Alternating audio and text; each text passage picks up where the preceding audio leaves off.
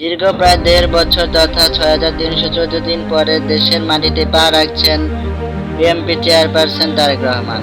এরই পরিপ্রেক্ষিতে বিমানবন্দরে ব্যবস্থা করে রাখা হয়েছে বুলেট প্রুফ বাস। এই বুলেট প্রুফ বাসে করে তিনি নানা কর্মসূচিতে যাবেন।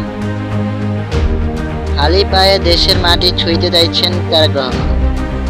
ভারতে এক মুসলিমকে প্রথমে নাম জিজ্ঞেস করা হয়। তিনি তার নাম বলেন মোহাম্মদ আনোয়ার হোসেন। নাম বলার পরপরই তাকে ১০-৮ জন মিলে পেটানো শুরু করে।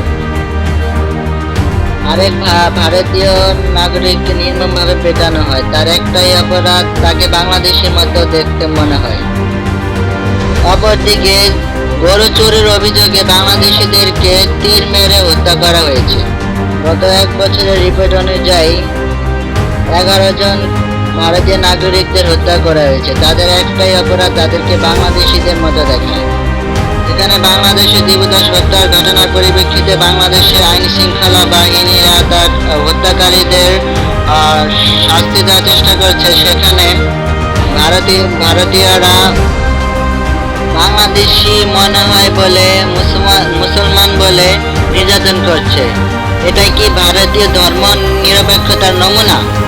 এদিকে এনসিপি জামাতের সাথে জোট করতে যাচ্ছে, আলোচনা চলছে। অচিরেই আলোচনা চূড়ান্ত ঘোষণা জানা যাবে।